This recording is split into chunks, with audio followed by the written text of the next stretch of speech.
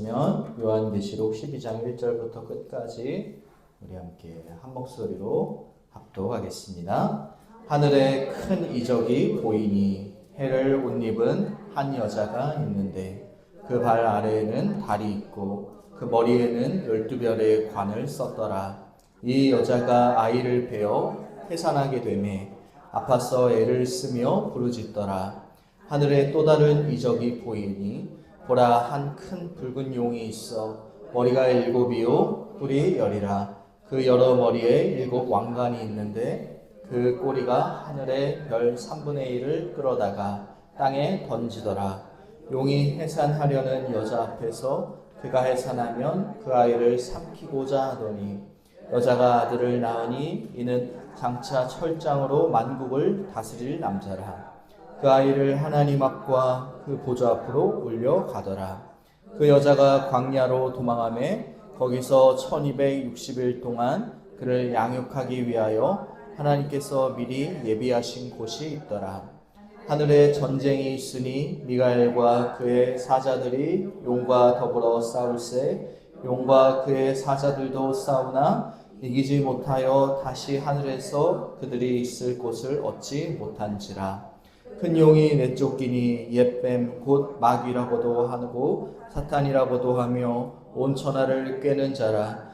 그가 땅으로 내쫓기니 그의 사자들도 그와 함께 내쫓기니라.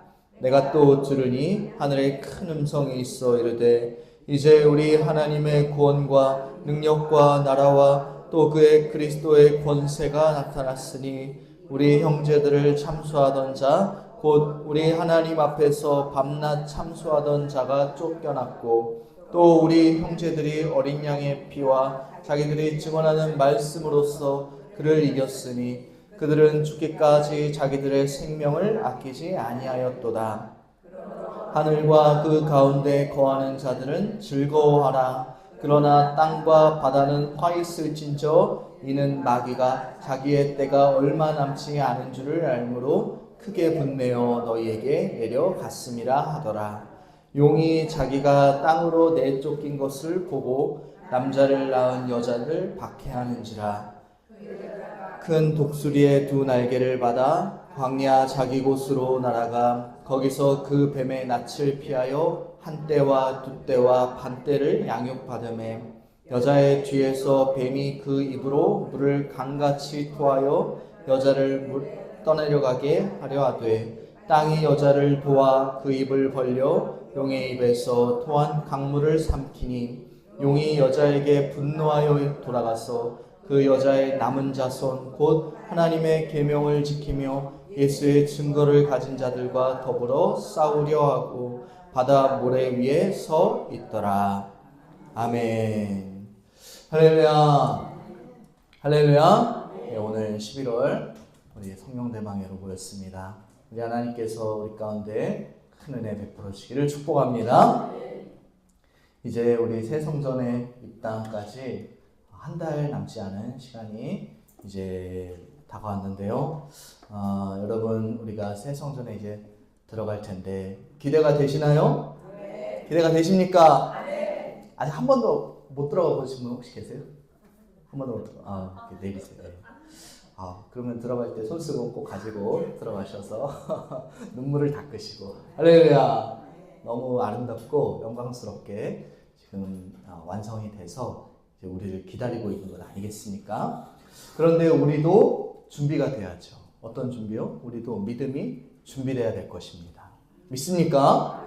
새로운 성전에 들어간다고 우리의 마음이 자동적으로 변해지는 게 아니고 우리가 정말 하나님 앞에 우리 믿음을 온전히 바로 세워갈 때 그때야 하나님이 정말 우리를 더 귀하게 쓰실 줄로 믿습니다.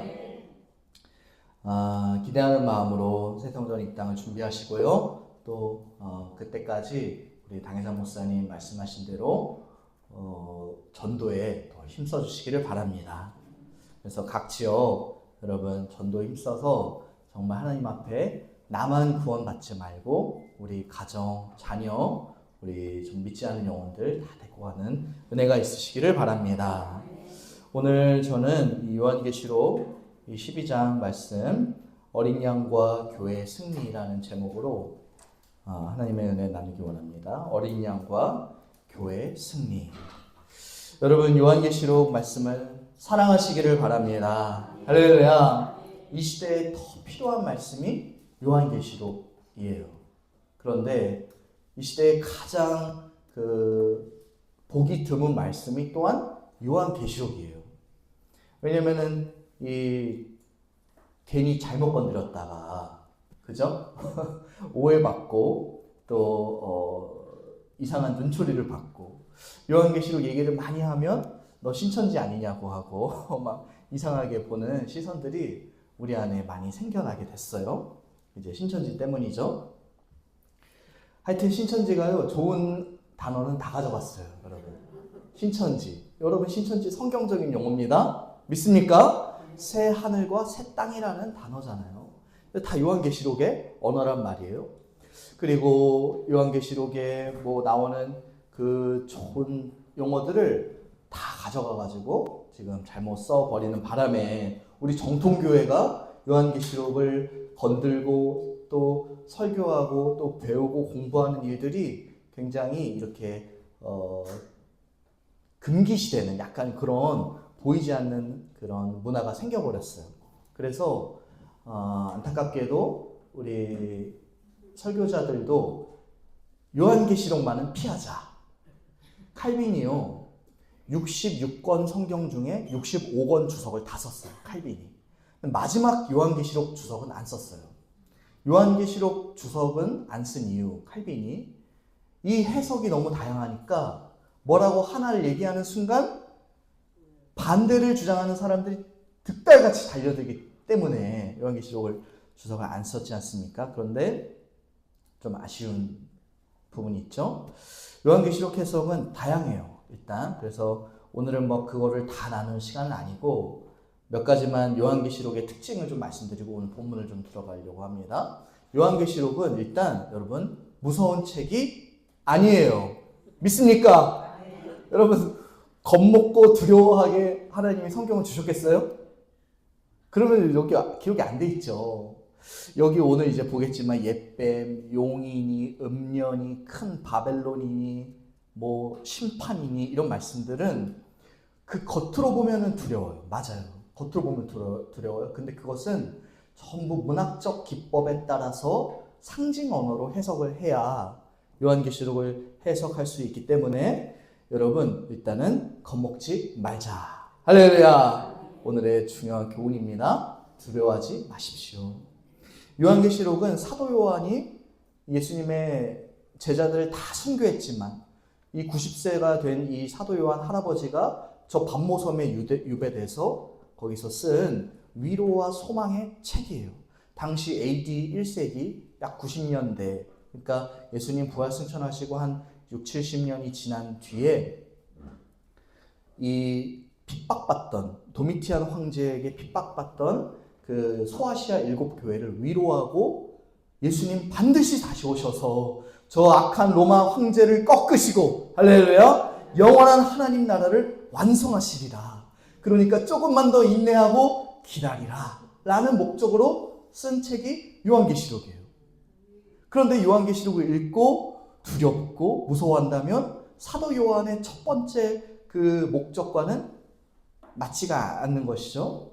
그러면 왜 이 요한계시록이 위로와 소망의 책인데 왜 이렇게 겉으로 봤을 때 두렵고 무섭고 만지기가 싫고 성경 맨 뒤쪽에 있으니까 다행이고 약간 이렇게 느껴지는가? 그것은 구약 성경의 메시지들과 표현들을 그대로 거의 90% 이상 차용해서 쓰기 때문에 어려운 거예요. 특히 다니엘서나 스가랴서에 이 상징 기법으로 쓰인 그 그림 언어들, 오늘 우리도 이제 그림 언어들을 볼 텐데 이 그림 언어들을 가지고 와서 신약 교회에 적용하면서 썼기 때문에 어려워진 거예요. 이것을 조금 유식한 말로 묵시문학이다 이렇게 말합니다.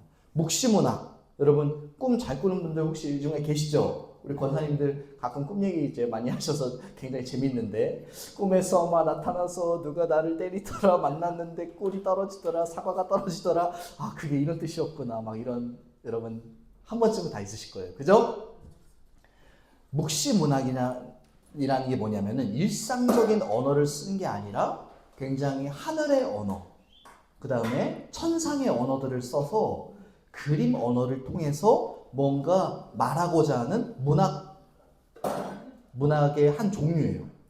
구약에서는 스가랴서나 다니엘서, 그래서 다니엘서에 여러분이 잘 아시는 대로 느부갓네살 왕과 그 벨사살 왕의 그 금신상이 높이 세워지고, 그 금신상의 머리, 가슴, 다리, 발이 금, 은, 동, 청 뭐 이렇게 나눠져 가지고 그게 각각 헬라 제국, 뭐 로마 제국, 바사 제국 이렇게 그 의미하는 그 본문들을 아마 한 번쯤 들어보셨을 거예요. 그죠?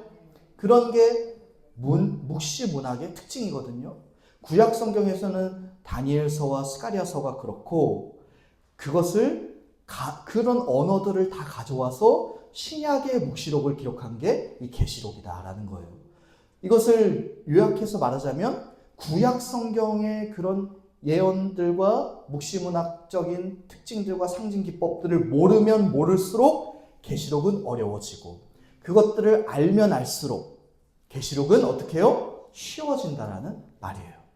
여기 오늘 본문에도 뭐 이따가 보면 여자를 용이 잡아서 죽이려고 달려드는데 갑자기 땅이 갈라져 가지고 강물이 삼켜버리고 막 그 여자를 다시 토해내고 건져주고 막 이런 기법들이 나오거든요. 이거는 바로 출애굽 당시에 하나님이 애굽을 무너뜨리시고, 할렐루야, 이스라엘 백성들을 홍해 가운데 건져내신 그런 모티브를 가져와서 여기에 쓰는 거예요. 그러니까 그런 출애굽기, 스가랴서, 다니엘서에 대한 이해가 전혀 없이 요한계시록을 보면 만지고 싶지가 않는 책이 돼버리고, 그래서 너무 요한계시록을 여러분이 너무 사랑하셔가지고 요한계시록이 깨끗해요. 그죠? 요한계시록이 너무 사랑해. 이 때가 타면 안 되기 때문에 너무 사랑해서 요한계시록을 이렇게 모셔두는 우리 여러분이 계신데, 사랑하는 여러분, 요한계시록을 사랑하시기를 바랍니다. 이 묵시문학적인 특징의 이제 해석적인 걸 잠깐 말씀드리면, 사실 여러 문제가 된 게 이 19세기에 20세기 19세기 중엽에 이 다비라는 신학자가 나타나서 세대주의를 이제 얘기하기 시작했어요. 그래서 뭐 다들 아시겠지만 우리 순복음 교회와 성결 교단이 이 세대주의 전천연설을 이 교단 종말론 신학으로 받아들였어요. 그래서 우리 조용기 목사님도 세대주의 신학에 입각해서 요한계시록을 해석하셨단 말이에요. 그래서 여러분이 아마 들으면 다 익숙한 말들, 세대주의, 전천연설, 7년 대환란, 적그리스도, 뭐 그 유대인의 그 다음에 배반, 3년 반, 3년 반 이렇게 나누고, 그 후반 3년 반에 적그리스도가 나타나서 유대인들을 다 이렇게 몰살시키고 그걸 피하려고 교회가 휴거를 해야 되는 이런 시스템이 다 세대주의 종말론이거든요. 그런데 그 세대주의 종말론은 2000년 동안 없다가 19세기에 처음 등장한 이론이에요. 그렇기 때문에 정통적인 교회 2000년 역사 동안 종말론은 어떻게 해석되어 왔냐면은, 이 세대주의가 등장하기 전까지는 이 역사적 전천연설, 이런 것들 다 지금 설명할 시간은 아니지만 역사적 전천연설, 무천연설, 그 다음에 이 후천연설, 이렇게 크게 세 가지로 2000년 동안 세 가지 해석이 균형 있게 있었어요. 신학자들마다 이것이 좀 다 달라요. 예수님의 재림이 언제냐를 기준으로 천년왕국을 계산하는 계산법들이에요. 그런데 2000년이 거의 다 지나갈 때쯤에 이 존 넬슨 다비라는 신학자가 나타나서 세대주의를 주장하기 시작하면서 그 세대주의 이론이 이 외국에 퍼지고, 이 한국에 선교사님들이 140년 전에 들어올 때 가지고 들어왔던 종말론이 그 세대주의 종말론이에요. 그래서 우리나라 이 선교 역사가 시작이 세대주의 종말론이었고, 그 그것에 영향을 받았던 평양신학교, 장로교 신학교예요. 장로교, 그리고 성결교, 우리 순복음까지 이제 거의 세대주의 이 신학에 이 많은 영향을 받고 있다라는 팩트를 알려드립니다. 그런데 그 세대주의 신학의 특징이 뭐냐면 요한계시록을 이게 중요해요. 이게 중요해요. 문자적으로 해석하는 게 아주 세대주의의 중요한 신학적 원리예요. 그래서 오늘 여기 나오는 큰 용이니 옛뱀이니 뭐 대환란이니 큰 음련이 이런 것들이 실제로 역사 가운데 나타나는 물리적 인물과 사건이라고 상정하고 계시록을 해석하는 입장인 거죠. 근데 그렇게 해석했을 때 굉장히 많은 오류와 이 안 좋은 결과를 맺게 되고, 여러분 1992년에 무슨 일이 있었는지 아십니까? 1992년 무슨 일이 있었는지 아세요? 제가 태어났어요. 그날 그 해에 무슨 선교회도 있었던 것 같은데 그 해 2월 8일에 제가 태어났어요. 여러분 할렐루야. 그 해 10월 28일 날 다미 선교회가 이장님 목사를 중심으로 예수님이 재림하신다라는 시한부 종말론을 주장하고, 그때는 이제 저는 젖먹이었으니까 이제 TV를 봐도 알았겠습니까? 저희 얘기처럼 좀 모르죠. 근데 여러분 아마 다 기억하실 거예요. 그죠? 그때 예수님 다시 오신다 해서 가정도 내팽개치고 직장도 다 버리고 지금이다 흰옷을 입고 천군 천사여 노래하라 찬양하라 예수 그리스도가 다시 오신다 할렐루야. 안 오셨어요. 근데 기자들이 물어보는 거예요. 어떻게 된 겁니까? 날짜를 잘못 계산했습니다. 그 다음날 신문의 대자보에 이 다미선교회가 죄송하다고 대국민 사과를 전하면서 해체하는 그런 해프닝이 벌어졌었죠. 그것이 시한부 종말론인데 이게 중요해요. 그 시한부 종말론의 토대가 세대주의 종말론이에요. 그렇기 때문에 우리나라의 종말론 신학은 사실 굉장히 많은 오류와 이 기형, 시한부 종말론이 기형이에요. 그런 왜곡을 낳게 되는 토양을 지금 갖고 있다라는 것입니다. 그래서 종말론 설교하기가 부담이 돼요. 그리고 피하고 싶고 공부를 안 하고 싶고, 해봐야 소아시아 7교회, 요한계시록 3장까지 거기까지는 재밌거든요. 우리도 빌라델피아와 같은 교회가 되자, 첫사랑을 회복하자. 근데 4장부터는 안 봐, 덮어. 이렇게 되는 현상이 돼버린 거예요. 근데 하나님의 뜻이 그걸까요? 그러면은 3장까지만 주시지 왜 22장까지 아멘 주 예수여 오시옵소서 할렐루야 여기까지 주셨겠냐는 말이에요. 사랑하는 여러분, 요한계시록은 문자적으로 해석하는 책이 아니고 묵시문학의 기법에 따라 상징적으로 또는 절충주의적으로 해석해야 되는 책임을 여러분 오늘 깨달으시기를 바랍니다. 할렐루야. 그 중에 이제 오늘 12장에서 14장까지가 사실 요한계시록에서 핵심이에요. 핵심.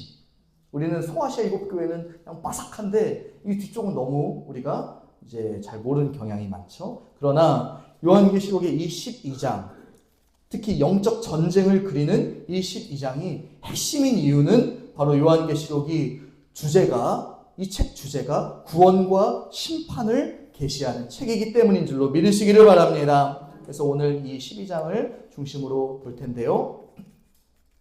사실 이 12장은 좀 복잡할 수 있지만 요한계시록에 여러 구조가 있는데 그 구조 사이에 막간으로 들어간 간극을 말하고 있어요. 이게 뭔 말이냐면은 여러분 연극 보면 1극과 1극, 1막과 2막 사이에 잠깐 간극이 있잖아요. 그게 바로 오늘 요한계시록 12장, 13, 14장인 거예요. 사실 그 앞에 7장도 막간이다 이렇게 말합니다. 아무튼 이제 12장을 볼 텐데요. 이것은 크게 세 가지 그림으로 오늘 본문이 전개가 됩니다. 세 가지 그림 언어를 지금부터 말할 거예요. 그러니까 여러분이 지금 오늘 여기 임마누엘 성전에 앉아 있지만 여러분의 믿음의 눈은 어디에 가 있어야 돼요? 저 하늘의 천상에 여러분 가 있어야 될 줄로 믿습니다. 세 가지 그림은 곧 한 가지를 다양하게 말하고 있는 지금 방식인데요. 첫 번째 그림은 뭐냐면 1절에서 6절까지예요. 오늘 1절에서 6절까지가 바로 한 여자와 큰 용의 그 싸움, 대립을 말해요. 영적 전쟁을 말하죠. 그리고 두 번째 그림은 7절에서 12절까지예요. 이 7절에서 12절은 하늘의 미가엘과 그 큰 용의 전쟁을 그림을 말하는데, 이것은 7절에서 12절까지의 그 하늘 전쟁은 5절을 확대 설명한 거예요. 이걸 잘 염두에 두고 출발하겠습니다. 7절에서 12절까지 하늘 전쟁은 5절을 이따 설명할 거예요. 5절을 확대 설명한 거예요. 그리고 13절에서 마지막 17절까지 세 번째 문단은 이제 용이 막 여자를 잡아먹으려는 그 땅에서의 전쟁은 6절을 확대 설명한 거예요. 그러니까 오늘 본문은 사실 1절에서 6절까지가 메인이고, 뒤에 두 개의 문단은 각각 5절과 6절을 부연 설명해주고 확대 설명해주는 구조로 되어 있다라는 것입니다. 이해되십니까? 그럼 이제 첫 번째 그림인 이 여자와 용의 대립을 보겠습니다.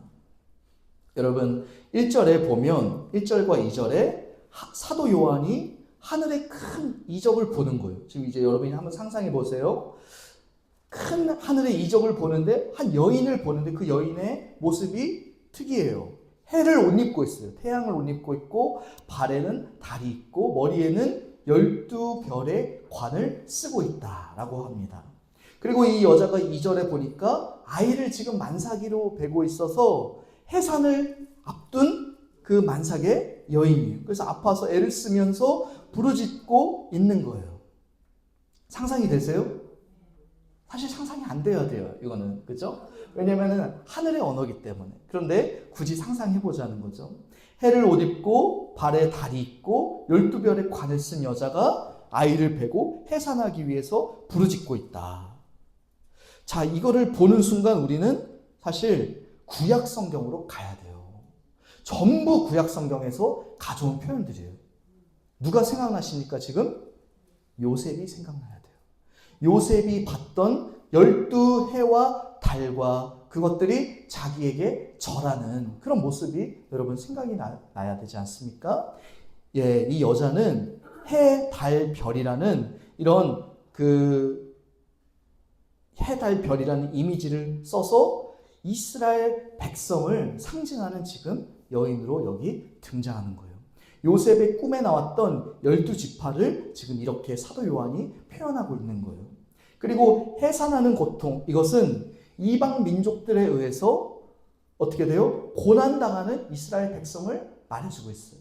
처음에 요셉이 형제들한테 막 팔려가고 구덩이에 던져지고 막 이러지 않습니까? 그리고 나중에 이게 민족이 돼서 이방 민족들, 에돔과 뭐 이런 이방 민족들한테 고통을 당하잖아요. 그런 모습들을 지금 말해주고 있는 거예요. 그리고 또 다른 이적을 3절에 봅니다. 하늘에 또 다른 이적이 있으니 이제는 큰 용이 나와요. 붉은 큰 용이에요. 빨간색 좋아하시는 분들 계시죠? 붉은 용이에요. 붉은 용. 좋습니다. 저도 빨간색 좋아해요. 붉은 용이 있는데 머리가 7, 뿔이 10이에요. 그 머리에는 7 왕관이 있는 거예요. 그러니까 막 기괴한 모습인 거죠. 이 여자가 지금 뭐 하냐니까 그 여인이 아이를 낳으면은 곧바로 어떻게 해요? 잡아먹으려고 기다리고 있는 거예요. 이 상상이 잘 안 되죠, 사실은. 용이 4절에 보니까 꼬리로 하늘의 별 3분의 1을 끌어다가 땅에 던져버리고, 사실 사탄이라는 건 벌써 짐작하시죠? 이 용 사탄 9절에 나오는 큰 용이에요. 옛뱀 곧 마귀라고도 하는 그 사탄이 하늘의 별을 3분의 1을 땅에 던지고 해산하는 여자 앞에서 아이가 나오면 삼키려고 준비하고 있는 거예요. 무엇입니까? 붉은 용은 사탄을 말하고 그 여인은 그 사탄의 유혹과 핍박을 받는 이스라엘 백성들을 말하는 거예요. 아, 그럼 지금 이게 무슨 시대인가? 구약 시대라는 것을 알 수 있는 거예요. 1절에서 4절까지는 구약 시대를 지금 말하고 있는 거예요, 여러분. 그래서 사탄은 하나님의 백성인 이스라엘 민족을 그토록 괴롭혔지 않습니까, 여러분? 여러분, 예수님이 탄생하실 때도요, 헤롯이 2살 난 아기는 다 죽이라고 명했어요. 기억하십니까? 그래서 그 애굽에 2살 아래로 사내 아이를 다 죽이라 했던 명령이 있는데, 사탄은 시대를 떠나서 하나님의 백성을 핍박하는 마귀인 줄로 여러분 기억하시기를 바랍니다. 잠시 우리가 시선을 창세기로 가볼게요. 창세기 3장 15절에 여러분이 잘 아시는 원시 복음이 있습니다. 이 아담과 하와가 선악을 알게 한 나무를 따먹고 하나님께서 뱀을 저주하시는 말씀인데요. 창세기 3장 15절에 이런 말씀이 있죠. 내가 너로 여자와 원수가 되게 하고 내 후손도 여자의 후손과 원수가 되게 하리니 여자의 후손은 내 머리를 상하게 할 것이요 너는 그의 발꿈치를 상하게 할 것이라. 할렐루야. 이 말씀은 예수 그리스도로 말미암아 성취됨을 믿으시기를 바랍니다. 그런데 먼저 1차적으로는 창세기 3장에서 여자와 뱀의 전쟁이 시작됐잖아요. 여자는 하와잖아요. 이 하와의 후손인 하나님의 백성과 뱀의 후손인 이 이방 민족들을 먼저는 사실 말해야 돼요. 그래서 그 첫 번째 역사가 사실은 이 전쟁의 역사가 아벨과 가인이었다. 제가 예전에 한번 얘기한 적이 있습니다. 그리고 이것은 결국에 사탄의 후손인 뱀의 후손과 사탄의 백성과 예수 그리스도와 그분의 교회로 대립되는 영적 전쟁의 구도를 갖고 있고, 그래서 창세기 3장 15절 이후로 요한계시록 21장까지는 전체 성경의 역사는 영적 전쟁의 역사예요. 믿으십니까? 지금 우리만 전쟁하는 게 아니고 이미 예수님 그 전부터 하나님 나라 백성과 사탄의 백성은 대립구도를 가져왔다라는 거예요. 이것이 영적 전쟁이에요. 왜 이것을 지금 말씀드리냐면은 바로 이 여자를 더 설명하기 위함이었던 거예요. 다시 본문으로 돌아와서 이 여자가 이제 5절 같이 한번 우리 5절 말씀 읽겠습니다. 여자가 아들을 낳으니 이는 장차 철장으로 만국을 다스릴 남자라. 그 아이를 하나님 앞과 보좌 앞으로 올라가더라. 아멘. 여자가 드디어 이제 아들을 낳았어요. 해산하는 고통을 지나 그 아이를 낳았는데 아이가 누구이겠습니까? 장차 철장으로 만국을 다스리실 우리 주 예수 그리스도임을 믿으시기를 바랍니다. 할렐루야. 그리고 그 아이가 십자가에서 죽으시고 부활하신 것은 여기 잠깐 생략되어 있고 하늘로 하나님께 올려져 가더라. 부활 승천을 말해요. 예수님께서 부활하시고 승천하셔서 하나님 보좌 우편에 앉으시는 그 사건을 말합니다. 맞습니다, 여러분. 그리스도는 하나님의 아들 예수 그리스도는 장차 철장으로 새 지팡이로 우리를 다스리시며 만국을 통치하시는 하나님의 아들인 줄로 믿으시기를 바랍니다. 이것도 시편 2편 9절의 말씀을 가져온 거예요.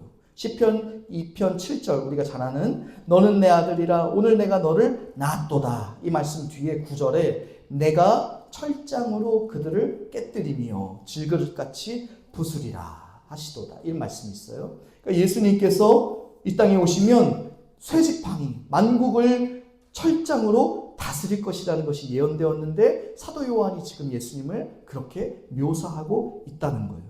그런데 여러분 이상할 낌새를 차리셔야 돼요.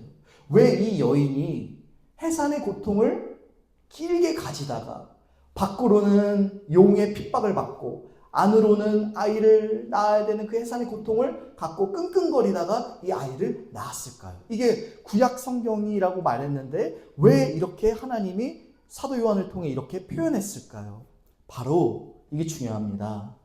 구약 성경의 목적은 예수 그리스도를 보내시기 위함이었잖아요. 믿습니까? 그런데 그 예수 그리스도의 보내심, 예수님의 초림이라고 하죠. 그 초림은 그만큼 성취되기 어려웠더라는 것을 여기 이렇게 말해주고 있는 거예요. 우리는 예수님 이후에 2000년 뒤에 태어나서 편하게 신앙생활하면서 예수님을 어찌어찌 하다 믿어서 여기까지 왔습니다. 그렇죠? 그래서 예수님의 초림의 역사를 사실 그렇게 생각을 안 할 수도 있고 당연한 거라고 치부할 수도 있어요. 그러나 구약 성경은 그렇게 말하고 있지 않아요. 여러분 구약 성경은요 예수님이 보내시기 위해서 하나님께서 얼마나 많은 예언자들과 얼마나 많은 어려움을 고난을 통해서 이 아들을 보내셨는지를 낱낱이 말하고 있습니다. 할렐루야. 그래서 하나님이 이 모든 구약의 역사를 이어오신 것은 단 한 가지, 그 아들을 보내시기 위함이었다는 사실, 그것은 어려웠다라는 사실. 그래서 그리스도의 초림이 가장 어려운 일이었고, 가장 중요한 일이었고, 가장 역사가 기다려온 순간이었다라는 사실을 여기 이 여인의 모습을 통하여 우리한테 보여주고 있는 거예요. 믿습니까? 그래서 여러분, 예수님의 재림은요, 비교해서 얘기하자면 재림은 아무것도 아니에요. 여러분, 이 말을 오해하면 안 되죠? 재림은 아무것도 아니에요. 초림이 어려웠던 거예요. 여러분, 믿습니까? 초림이 어려웠던 거예요. 초림이 분명했다면 재림은 당연한 것입니다. 할렐루야. 재림이 예수님 오실까 안 오실까, 언제 오실까 안 오시는 거 아니야? 절대 걱정할 필요가 없어요. 초림이 성취되었기 때문에 재림은 마침표에 불과하다는 거예요. 하나님의 구속사는 99.99999%가 완성이 된 거예요. 0.0000001%만 마침표만 하나님이 딱 찍으시는 게 재림이지, 재림은 어려운 것이 아닙니다. 물론 우리가 하는 건 아니고 하나님께서 하시는 것인데 초림이 중요하셨다라는 말이에요. 믿습니까? 사랑하는 여러분, 우리가 누구를 그렇다면 믿어야겠습니까? 예수 그리스도. 오직 예수 그리스도를 믿으시기를 바랍니다. 죽으시고 부활하시고 다시 사셔서 영원한 하나님 보좌 우편에 올라가셔서 모든 구약 성경과 우리의 모든 구원을 성취하신 예수님을 믿으시기를 바라요. 예수 그리스도가 영원한 승리를 가져다 주시는 거예요. 여러분, 여기서 여인이 아이를 사산하거나 해산하지 못했다면 예수님이 못 오시는 거잖아요. 그런 일이 없다라는 거예요.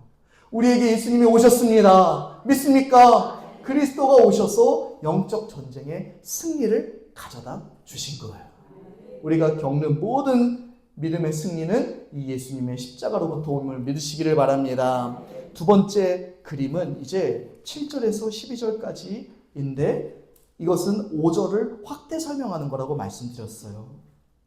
7절에서 15절은 바로 이제 하늘의 전쟁을 말하는데 갑자기 이제 5절에서 7절로 한번 가볼게요. 5절에서 7절로 가면 하늘의 전쟁을 갑자기 보여주면서 미가엘이 등장합니다. 대천사 미가엘이에요. 그리고 하늘에서 전쟁이 벌어지는데 미가엘과 사자들과 한편이고 용과 그의 사자들이 한편이라 싸우는데 누가 이깁니까? 8절 읽겠습니다. 이기지 못하여 다시 하늘에서 그들이 있을 곳을 얻지 못한지라. 할렐루야. 미가엘이 이기는 거예요. 왜 미가엘이 여기 갑자기 등장하는가? 바로 예수 그리스도를 예표하고 대리하는 대리 천사로 등장하는 거예요. 미가엘의 영적 승리는 누구의 승리입니까? 하나님의 아들 예수 그리스도의 승리임을 믿으시기를 바랍니다. 할렐루야. 그래서 9절 같이 읽겠습니다. 큰 용이 내쫓기고 옛뱀 곧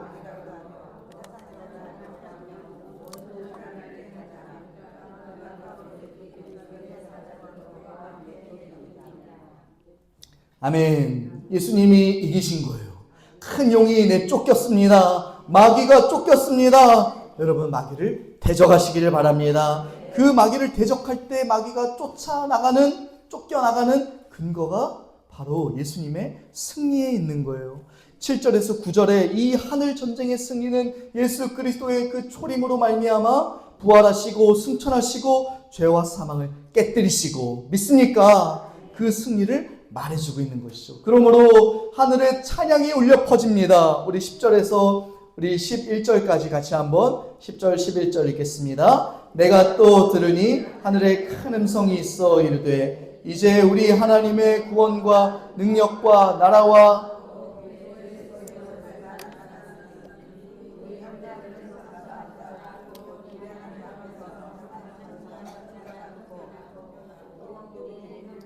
어린 양의 피와 자기들이 증언하는 말씀으로써 그를 이겼으니 그들은 죽기까지 자기들의 생명을 아끼지 아니하였도다. 할렐루야. 사랑하는 여러분, 이걸 정말 믿어야 돼요.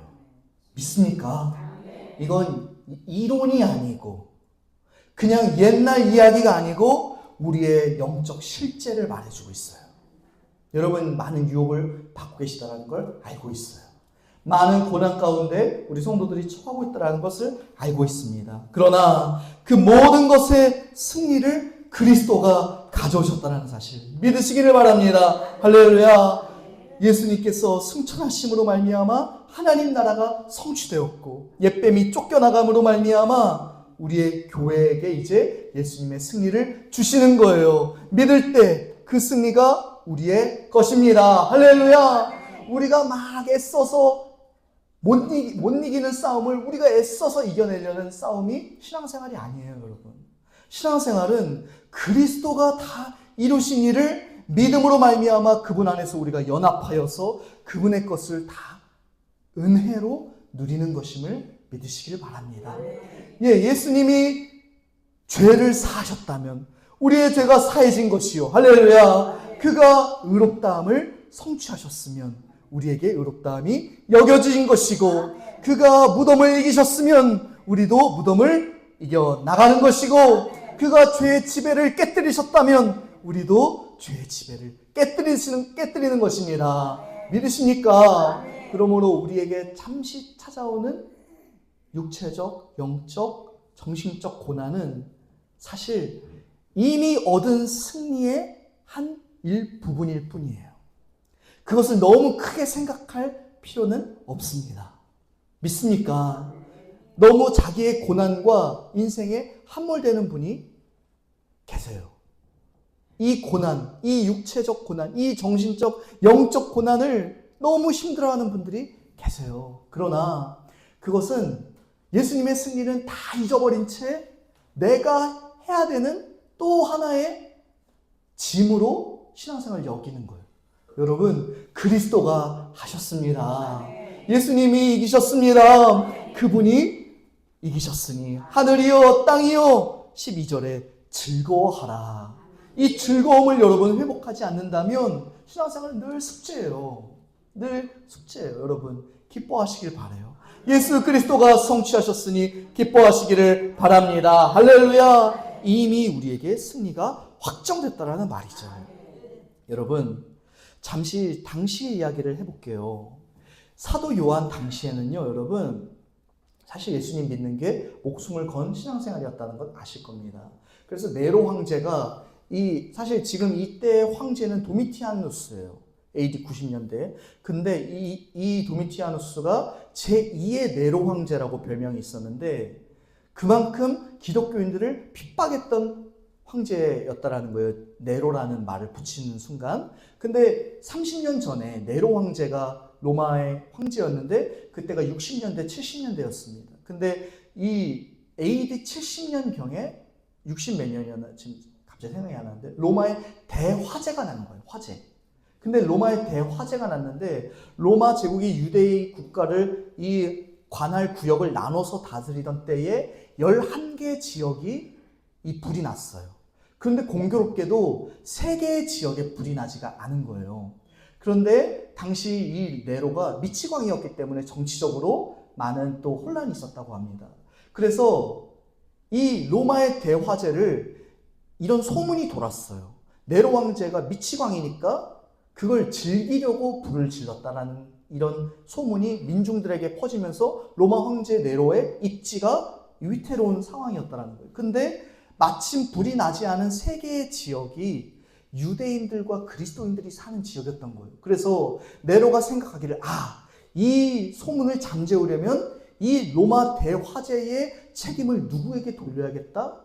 그리스도인들에게 돌려야겠다라고 하는 명분을 사게 됐고 결국에 로마 대화재의 그런 책임을 유대인과 그리스도인들에게 전가하면서 대대적인 기독교인 박해가 이루어졌던 것입니다. 그때 사람들을 길거리에 전등에 매다는 거예요, 그냥.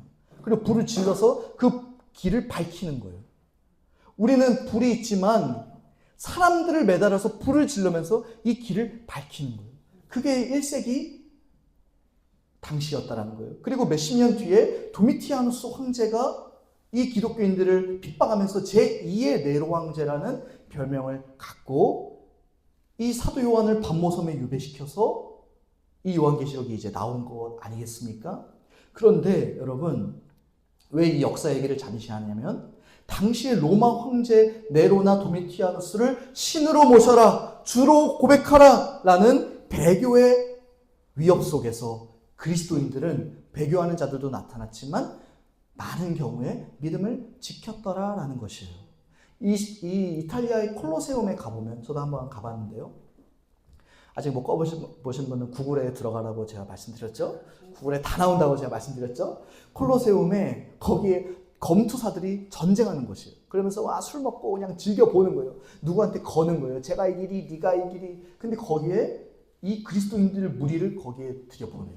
그리고 또 하나의 경기가 이루어지죠. 사자들을 푸는 거예요. 그리고 그리스도인 됨을, 예수 그리스도를 포기하고 로마 황제를 주로 고백하라. 그러면 살려주겠다 하는데 누구도 거기서 배교하지 않는 거예요. 이것이 기독교인이었어요, 여러분. 그런데 로마 황제가 그렇게 극심하게 그리스도인들을 핍박했는데 313년, 한 300년 정도 지나고 이 로마 제국이 이 기독교를 밀라노 칙령이라는 것을 통해서 콘스탄티누스 황제가 국교로 받아들입니다. 국교로. 핍박하에서 이단으로 취급하던 종교를 국교로 받아들이게 돼요. 그 콘스탄티누스가 이 전쟁에 나가는데 전날 밤 꿈을 꾸는데 예수님이 나타나셔서 그를 도와줬다 그러죠. 그래서 기독교를 받아들이게 돼요. 그 어머니 헬레나의 기도도 있었고. 아무튼 기독교를 313년에 공식 로마 제국의 종교로 받아들이는 순간 기독교가 타락하기 시작하는 거예요. 제가 지금 무슨 말을 하려는 거냐면요, 여러분. 우리 중에 핍박과 고난과 환난이 오면 믿음을 배반할 것 같죠? 반대라는 거예요, 여러분. 당시에 예수님을 믿으면 너 자녀 죽일 거야, 너 남편 죽일 거야 하는데도 사람들은 믿음을 배반하지 않더라. 그런데 오늘날 지금 이 시대는 너무 편안해져서, 너무 배부르고 등 따셔져서 이 영적 전쟁이 마치 없는 것처럼 사단이 우리를 속인다라는 거예요. 여러분, 영적 전쟁이라는 걸 매일 생각하고 살아가세요? 그렇진 않으실 거예요. 갑자기 내 자녀가 아프거나 갑자기 걸어가다가 발이 부러지거나 이러면 영적 전쟁이구나, 시험이구나 이렇게 생각하지. 우리가 평소에는 편안하고 은혜도 받고 축복도 받고 할렐루야 안수도 받고 기도도 받고 좋단 말이에요. 그러니까 영적 전쟁이라는 거 별 생각을 안 해요. 그게 사단의 전략이라는 거예요. 오히려 눈에 박해가 보일 때, 오히려 우리 목에 칼이 들어올 때는 목숨을 걸고 예수님을 따르더니 로마 제국이 편안해질 때 부유한 자들이 기독교를 받아들이게 됐고 교회가 순수성을 잃어버리게 됐고 타락의 길을 갔던 것처럼 오늘날 우리 이 시대가 요한계시록에 쓰여졌던 시대보다 더 보이지 않는 영적 전쟁이 일어나는 시대다라는 것입니다. 대표적인 그 유혹이 돈의 유혹이에요, 여러분. 그리고 과도한 육신의 정욕과 세상의 자랑과 안목의 정욕과 같은 이런 유혹들이에요. 그리고 또 하나가 있습니다. 세속주의인데, 여러분, 세속주의가 제가 나중에 내년에 이걸 더 심화해서 많이 하려고 하는데요. 세속주의가 많은 사람들이 오해해요. 술 먹고 음란하고 도박 좋아하고, 웃으면 안 돼요? 술 먹고 음란하고 도박 좋아하고 이러면 세속주의라고 생각하는데 그게 아니에요. 세속주의는 술 먹고 방탕하고 이거는 좁은 의미의 세속주의고, 진짜 세속주의의 정의는 뭐냐면 이 세상을 공적 영역과 사적 영역으로 나눌 때 공적 영역에서 하나님을 빼버리고 사적 영역에 하나님을, 기독교를 가두는 것이 세속주의예요. 말이 좀 어렵죠? 무슨 말이냐면은 공적 영역이 있어요. 학교, 정부, 기관, 나의 일, 공적인 영역이 있단 말이에요. 사적인 영역이 있어요. 내 개인의 기호, 선택, 도덕, 감정 이런 영역이 있단 말이에요. 그런데 지금 이 시대가 하나님을 어떻게 믿지 말라고 하냐면은 하나님을 믿어. 그런데 공적 영역에서는 그런 말 하지 마. 사적 영역, 너의 감정과 도덕과 너의 느낌의 주관적인 영역에서만 하나님을 믿어. 근데 나한테는 강요하지 마. 이게 공적 영역에서의 하나님을 제거해버리는 세속주의 사회의 특징이라는 거예요. 사랑하는 여러분, 그런 시대를 우리가 지금 살아가고 있다는. 그러니까 국회의원이 나와서 선거 때 나는 그리스도인입니다. 나에게 표를 주시면 기독교를 내가 돕고 정말 정부에 이 기독교를 알리겠습니다. 한 명도 안 뽑아요. 왜 사사로운 감정과 신앙을 공적 영역에서 말하냐 이거예요. 그게 지금 이 시대라는 거예요. 이게 세속주의라는 것입니다. 여기에 우리가 살아가고 있다라는 것이죠. 사랑하는 여러분, 그런 시대예요. 영적 전쟁 시대예요. 그러나 여러분 절망하지 마시길 바랍니다. 할렐루야! 사탄이 주는 모든 두려움과 유혹과 고난을 너무 두려워하지 마시길 바라요. 그리스도가 이기셨음을 믿으시기를 바랍니다. 모든 유혹과 어려움과 환난을 다 이기시고 그리스도가 승리하셨다라는 사실을 여러분 믿어야 됩니다. 용이 쫓겨 나갔다라는 사실을 믿으시기를 바랍니다. 즐거워하시기를 바랍니다. 십자가와 부활 승리가 우리에게 있다라는 사실을 믿고 이제 세 번째 마지막 그림으로 나아갈 거예요. 세 번째 그림은 지금까지는 크게 두 가지 메시지를 여러분한테 드렸어요. 첫 번째는 예수님이 승리하셨다라는 사실입니다. 할렐루야. 두 번째는 그 승리가 우리의 것이라는 메시지였어요. 그런데 여기서 끝나면 우리는 사실 이 현실을 너무 무시하게 돼요. 세 번째 그림은, 영적 전쟁의 세 번째 그림은 13절에서 17절인데 우리 같이 한번 13절과 15절까지 13, 4, 5절을 같이 한번 읽겠습니다. 용이 자기가 땅으로 내쫓긴 것을 보고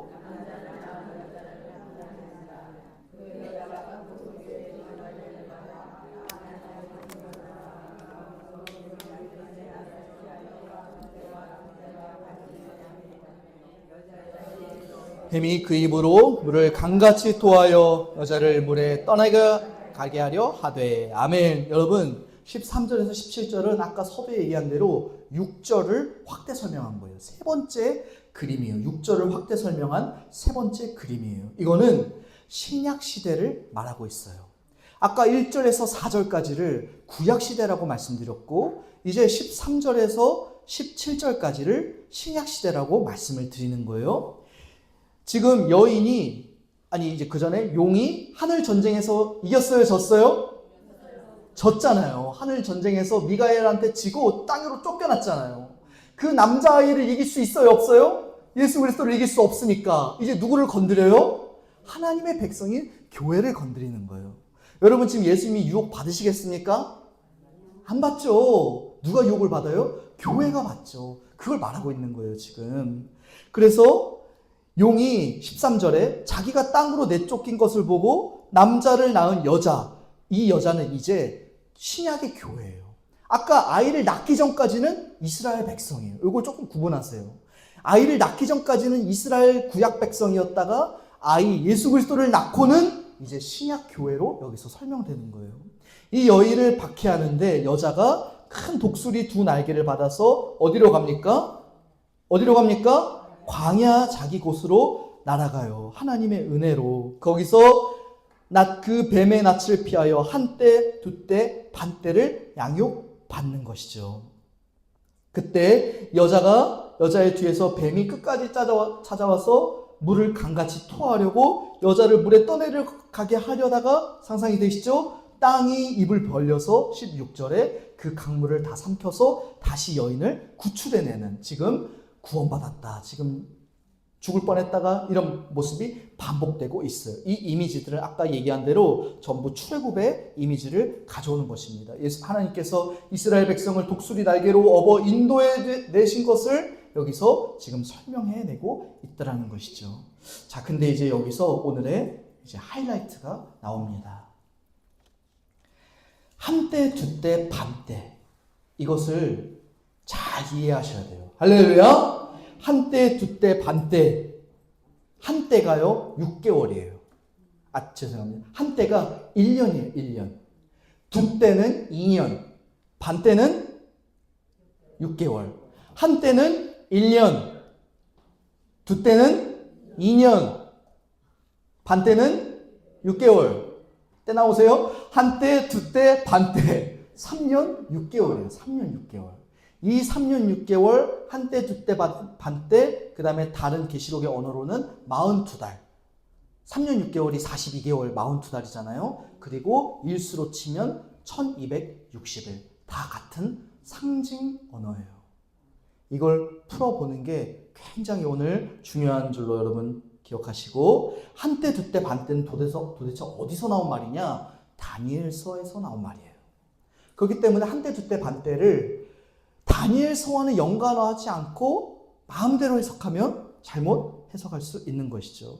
이 한때 두때 반때는 다니엘 9장과 12장에 근거하여 두 가지 의미를 지니는 신약시대를 나타내는 기간이에요. 첫 번째 의미는 바로 박해의 기간을 말하는 거예요. 여러분, 신약시대는 박해의 시대임을 믿으시기를 바랍니다.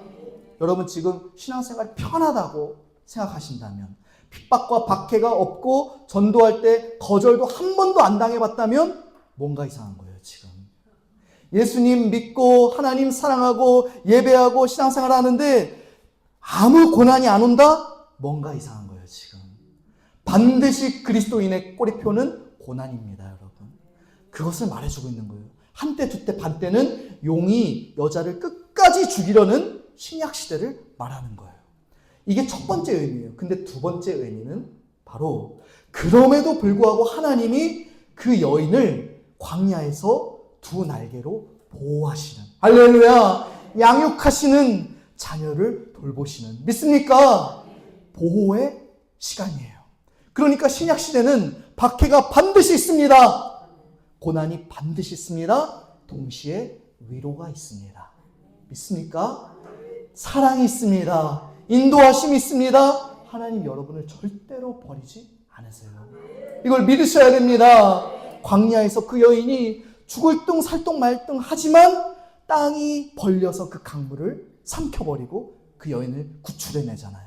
그걸 지금 우리의 신약시대라고 말해주고 있는 거예요. 할렐루야. 이것을 바로 한때 두때 반때 1260일 42달 3년 6개월 그리고 반이래라고 할 수 있어요. 반이래. 이 반이래가 여러분들의 혹시 이해에 따르면 7년 대환란에서 마지막 다시 7년 대환란에서 이 7년이 한 이래잖아요.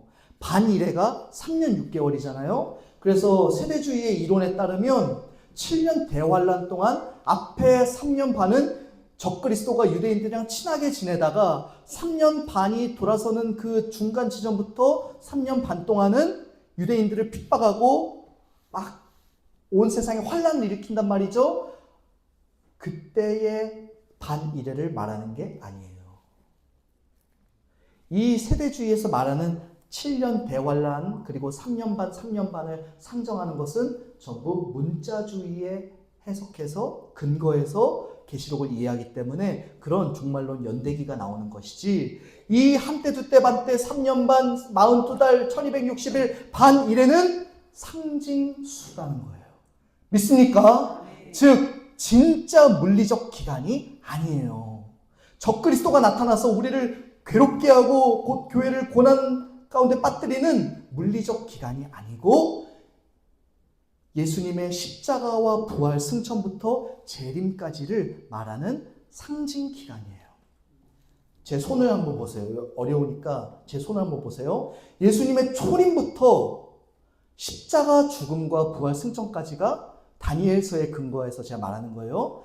초림부터 성육신 하시는 동정녀 마리아 탄생부터 예수님 십자가 죽음까지 몇 년이었어요? 물리적으로?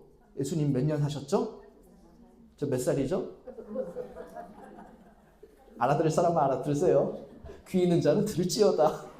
예수님 초림하신 때부터 십자가 죽고 부활하실 때까지가 33년이란 말이죠. 물리적으로. 그걸 다니엘서에서 반이래라고 말해요. 반이래. 그러니까 반이래는 3년 6개월 반이래는 물리적 3년 6개월이 아니고 예수님 초림부터 십자가 부활 승천까지가 상징적인 반이래였는데, 이제 놀라운 것은 여기서부터입니다. 십자가 부활 승천부터 재림하시는 저 먼 미래의 시간까지도 똑같이 반이래라고 말하는 거예요. 다니엘서가. 어떻게 예수님의 33년과 지금 예수님이 이 땅에 부활 승천하시고 2025년인데 이 기간을 같은 반일회로 설명할 수가 있겠습니까? 바로 여기에 이 반일의 비밀이 있는 거예요.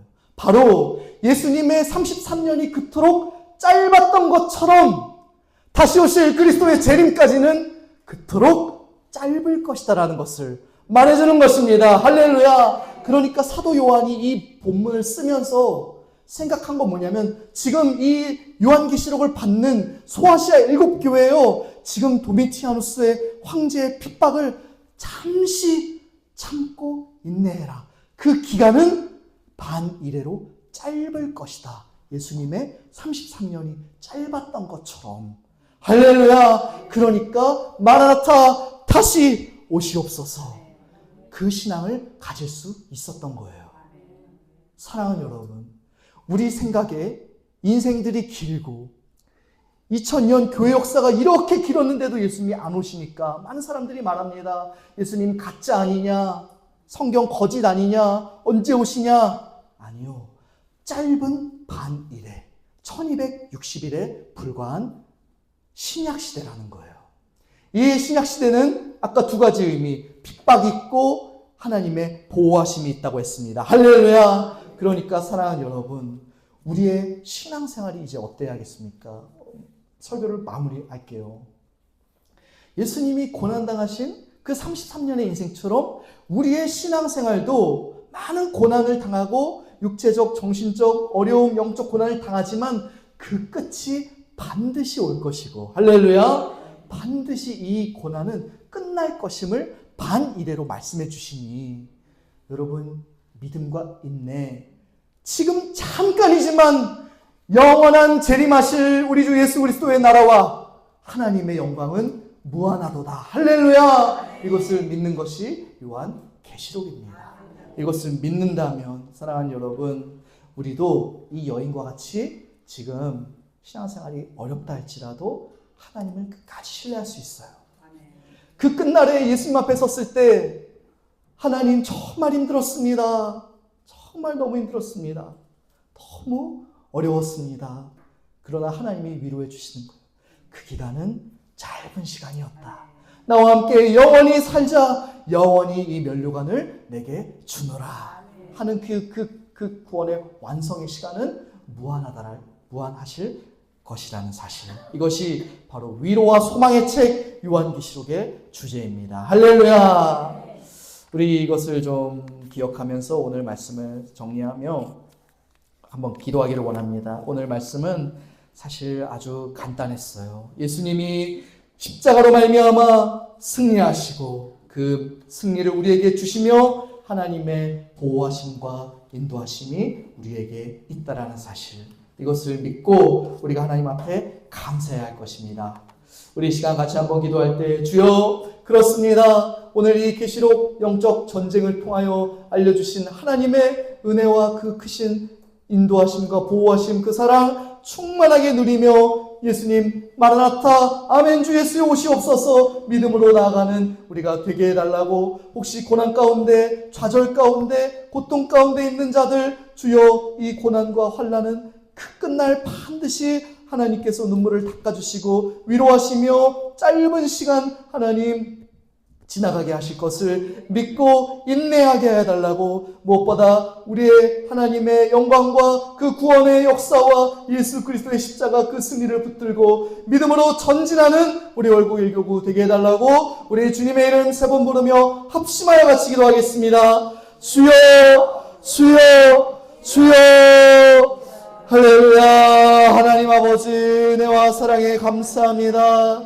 아버지 그 거룩한 은혜를 우리에게 주셔서 아버지 예수 그리스도의 초림과 재림 사이에 그 신약시대를 아버지 한 일회로 설정하시고 우리로 이제 그 거룩한 믿음을 갖고 전진해 나갈 수 있도록 은혜를 주시니 감사합니다. 하나님의 거룩하신 성령이여, 핍박과 고난과 환난이 가득한 이 시대에 하나님의 아들 예수 그리스도가 다시 오실 것을 바라보며 믿음으로 전진하게 하여 주옵소서. 위로가 필요한 자, 소망이 필요한 자, 하나님의 위로하심과 돌보심과 영원하신 사랑이 필요한 자, 하나님 어루만져 주시고 그 광야에서 여인을 아버지 버리지 아니하시고 돌보시고 입히시고 먹이셨던 것처럼 우리 하나님의 거룩한 백성인 교회를 주여 역사하여 주셔서 하나님의 구원으로 인도하여 주옵소서. 할렐루야 할렐루야 할렐루야 할렐루야 할렐루야 할렐루야 할렐루야 할렐루야 할렐루야 할렐루야. 성령의 불러 아버지 하나님의 나라가 이미 예수 그리스도의 십자가 승리와 부활 영생과 승천으로 말미암아 임했으니 아버지 거룩한 그 영광 예수님의 재림하시는 그날까지 믿음과 인내로 이 핍박과 고난의 시간을 통과하게 하여 주옵소서. 하나님 우리를 반드시 돌보시고 위로하시며 안아주시고 사랑하는 내 아들아 사랑하는 내 딸아 위로하시는 줄로 믿습니다. 아버지 그 사랑을 끝까지 의지하게 하여 주옵소서. 그 사랑을 끝까지 의지하게 하여 주옵소서. 할렐루야 할렐루야 할렐루야 할렐루야 할렐루야. 아버지 할렐루야 할렐루야 할렐루야 할렐루야 할렐루야 할렐루야 할렐루야 할렐루야. 주여 우리에게 이 천국의 위로와 소망을 주옵소서. 우리에게 넘치는 하나님의 위로와 소망을 주시옵소서. 예수님의 그 고난의 인생이 짧았던 것처럼 하나님 우리의 고난도 짧고 반드시 끝날 것입니다. 예수님 다시 오셔서 마지막 한 일을 완성하실 하나님을 찬양합니다. 아버지 우리에게 마라나타 아멘 주 예수여 속히 오시옵소서. 오셔서 모든 큰 용예 뱀의 그 악한 원수 마귀의 귀신의 세력을 영원히 멸망시켜 주시고 우리 하나님의 거룩한 백성 교회를 반드시 구원의 완성 가운데로 인도하여 주셔서 우리의 눈물과 아픔과 고난과 모든 아버지 슬픔을 닦아주시며 하나님의 위로와 평강과 구원의 감격으로 우리를 인도하여 주옵소서. 할렐루야 할렐루야 할렐루야 할렐루야 할렐루야 할렐루야 할렐루야 할렐루야 할렐루야 할렐루야 할렐루야 할렐루야 할렐루야 할렐루야. 아버지 역사하여 주옵소서. 역사하여 주옵소서. 하나님의 거룩한 역사가 나타나게 하여 주옵소서. 할렐루야 할렐루야 할렐루야 할렐루야 할렐루야 할렐루야 할렐루야 할렐루야. 성령의 불로 임하여 주시고 거룩한 불로 임하여 주시고 거룩한 구원의 역사로 우리 하나님의 교회를 인도하여 주시고 보호하여 주셔서 하나님의 뜻이 우리 가운데 이루어지게 하여 주옵소서. 아버지 각 지역의 연약한 자 몸이 아파 신음하는 자들 아버지 구원하여 주시고 하나님의 위로가 임하기를 원합니다. 아버지 우리 눈물을 반드시 닦아주심을 믿습니다. 아버지 우리를 반드시 생명길로 인도하심을 믿습니다. 이 아버지 길고 긴 아버지 영적 전쟁 가운데 아버지 우리가 믿음 잃지 않고 배교하지 않고 끝까지 우리 주 예수 그리스도와 그분이 보내신 성령을 의지하게 하여 주옵소서. 할렐루야 할렐루야 할렐루야 할렐루야 할렐루야 할렐루야 할렐루야 할렐루야 할렐루야 할렐루야 할렐루야 할렐루야 할렐루야. 아버지 아버지 아버지 아버지 아버지 아버지 아버지 아버지 아버지 아버지 아버지 아버지 아버지 거룩한 구원이 완성될 것을 믿습니다. 거룩한 하나님의 구원이 완성될 것을 믿습니다. 거룩한 하나님의 구원이 완성될 것을 믿습니다. 할렐루야 성령으로 임하여 주시고 할렐루야 하나님의 역사로 임하여 주시고 아버지 몸이 아픈 자 마음이 가난한 자 애통하는 자 눈물을 많은 자 하나님 위로와서 구원의 은혜로 충만케 하여 주시고 할렐루야 할렐루야 할렐루야. 성령께서 저들을 위로하여 주옵소서. 성령의 교통 감화 감동 내주 교통 인도 충만하게 하시는 역사가 아버지 우리 귀하신 우리 모든 성도들의 삶에 가정의 자녀의 범사에 임하기를 원합니다. 예수 그리스도가 모든 십자가에서 부활하시고 승천하시고 영원한 하나님의 구원을 이루셨으니 아버지 그것을 찬양하며 믿음으로 전진하게 하여 주시고 믿음으로 전진하게 하여 주시고 하나님의 거룩한 은혜로 아버지 나아갈 수 있게 하여 주옵소서. 오 할렐루야 할렐루야 할렐루야 할렐루야 할렐루야 할렐루야 아버지 찬양합니다. 아버지 찬송합니다. 모든 영광 아버지 흘러받아 주시옵소서. 아버지 감사합니다. 기도하겠습니다. 거룩하신 하나님 아버지 크신 은혜와 사랑에 감사드립니다. 하나님 그렇습니다. 우리의 신앙생활은 영적 전쟁의 시간임을 다시 기억합니다.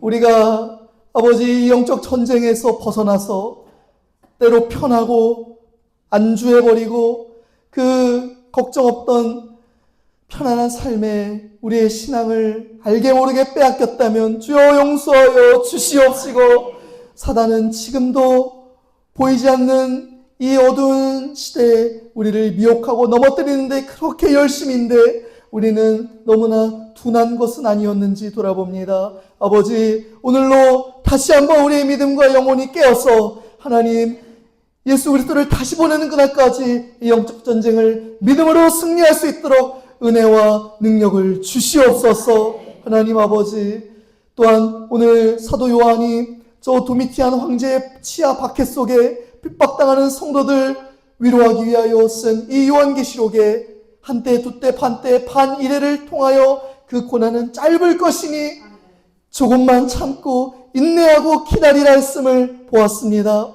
하나님 우리가 만나는 여러 가지 고난 아버지 영원할 것 같고 끝나지 않는 것 같고 너무나 고통 속에 있다 할지라도 그것은 반드시 끝날 것이며 반드시 예수님 우리의 눈물을 닦아주실 것이며 그 고난은 우리가 마주할 영광에 비해 짧고 짧은 반일회와 밖에 안 된다는 사실을 우리가 분명히 알게 하여 주셔서 이 신약시대 핍박과 고난과 환난이 반드시 있지만 그러나 동시에 하나님의 구원하심과 돌보심과 영원하신 인도하심과 보호하심이 광야와 같은 인생 가운데 충만하게 있음을 우리가 믿게 하여 주옵소서. 그리하여 그 믿음 흔들리지 아니하고 우리가 처한 이 현실 외면하지 아니하고 도망가지 아니하고 믿음과 인내로 끝까지 싸워 이겨낼 수 있도록 도와주옵소서. 아니 이미 그 승리는 예수 그리스도가